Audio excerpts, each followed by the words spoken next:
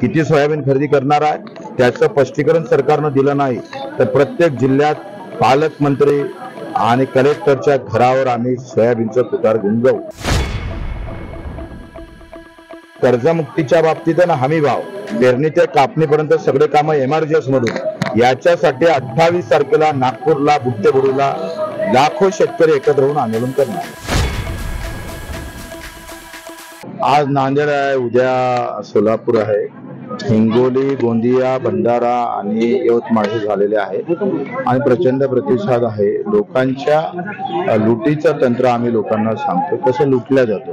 11% आयकर कापसावर कमी केल्यामुळे किती लाख गाठी आमच्या देशात येऊन पडणार, त्याचे परिणाम शेतकऱ्यावर कसे होईल। आज 3400 रुपये सोयाबीनचे भाव आहे, 15 दिवसानं सोयाबीन हाती येईल तर 5328 रुपये भावानं किती सोयाबीन खरेदी करणार, किती खरेदी केंद्र तुम्ही उभे करणार आहे, काही ताळमेळ नाही। काल मी पणन सचिवाशी बोललो तर म्हणे अजून काही त्याचं आमचं आखणीच झाली नाही। ते माझ्या शेतकऱ्याला तुम्ही काय मराच्या दारावर सोडणार आहे। एका इकडे नैसर्गिक आपत्तीनं शेतकरी मरत आहे, चौफेर आम्ही पाहतोय कुठलेही पंचनामे नाही, काही नाही, कुठली मदत नाही, त्याबाबत कुठल्याही प्रकारचा शासन निर्णय अजूनपर्यंत काढलेला नाही आणि मग असा वाऱ्यावर सोडून चालणार नाही। आम्ही सांगितलं का सोयाबीनचं खरेदी केंद्र, कारण आता पहिल्यांदा आमचं सोयाबीन हाती येतं, दिवाळीच्या आत ते हाती, दिवाळीच्या आत किती केंद्र सुरू करणार, प्रत्येक जिल्ह्यात किती सोयाबीन खरेदी करणार आहे त्याचं स्पष्टीकरण सरकारनं दिलं नाही तर प्रत्येक जिल्ह्यात पालकमंत्री आणि कलेक्टरच्या घरावर आम्ही सोयाबीनचं तुटार घेऊन जाऊ। आम्ही तो सगळा बंदोबस्त करू आणि कर्जमुक्तीच्या बाबतीत ना हमी भाव पेरणी ते कापणीपर्यंत सगळे कामं एमआरजीएस मधून याच्यासाठी 28 तारखेला नागपूरला बुट्टेबुडीला लाखो शेतकरी एकत्र होऊन आंदोलन करणार। गावकऱ्यांचा विरोध आहे।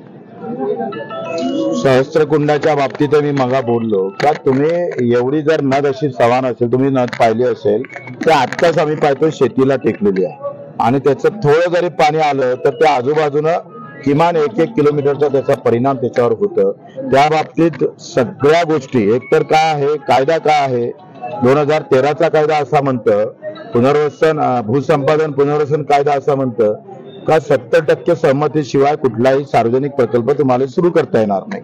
मग त्याचा तुम्ही निकष पाळणार का नाही पाळणार, या सगळ्या संदर्भात कसा प्रकल्प होणार आहे, किती पाणी थांबणार आहे, त्याचं काय खोलीकरण करणार का नदीचं, या सगळ्या संदर्भात तुम्ही स्पष्टीकरण द्यायला पाहिजे, माहिती द्यायला पाहिजे।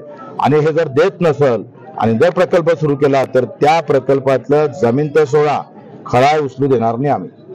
हो, आपण म्हणता ही लढाई जातीची नाही पैशाची आहे, मात्र आपण जर राज्यात बघितलं तर आरक्षणाच्या मुद्द्यावर जातीभेद पाहायला मिळतं, सामाजिक सहकार्य ग्रामीण भागात दिलेलं पाहिजे। मला वाटतं लोकांना आवाहन करायचं आहे का प्रत्येकानं जातीच्या मेळाव्यात जा, जातीच्या प्रश्नासाठी तुम्ही लढा, पण गावागावात भानगडी उभे करू नका।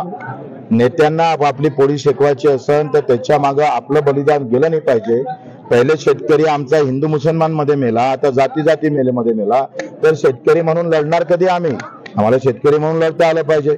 आरक्षणानं सगळेच प्रश्न मिटणार नाही, फक्त नोकरी किंवा शिक्षणाबाबत आम्ही राहू।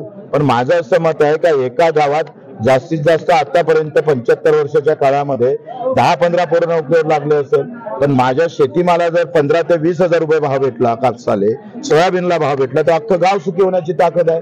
शेतीच्या प्रश्नामध्ये खऱ्या अर्थानं अर्थकारण दबलेलं आहे आणि ते अर्थकारणापासूनच दूर राहावं असे सरकारचे नेहमीचे षडयंत्र असते।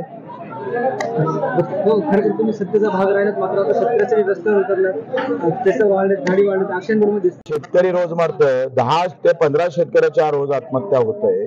त्या काही लहान गोष्ट नाही आहे। तुमच्या परभणीतला सचिन जाधव 34 वर्षाचा मरण पावला, त्याच्या पत्नीने आत्महत्या केली। काल 2 आत्महत्या आमच्या कानावर आल्या, एक दीपक ठाकूर म्हणून मेला, महाजन म्हणून आता आत्महत्या केली।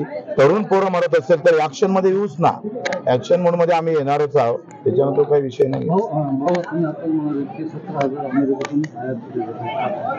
17,000 रुपये क्विंटलच्या भावानं अमेरिकेतला कापूस खरेदी केला आणि आमचा कापूस जर 6,000 ते 7,000 रुपये भावानं विकत घेतला जात असेल तर हे मोठ्या प्रकारची गंभीर बाब आहे। आम्हाला 15,000 रुपये भाव द्या आमच्या कापसाला, 11,000 भावाची शिफारस केलीच ना, मग केंद्रानं 8,110 रुपये का जाहीर केले? 15% 11,000 भेटायला पाहिजे आणि 15%च्या नफ्यानं कोणी जगतं हो या देशात? कोण जगतंय?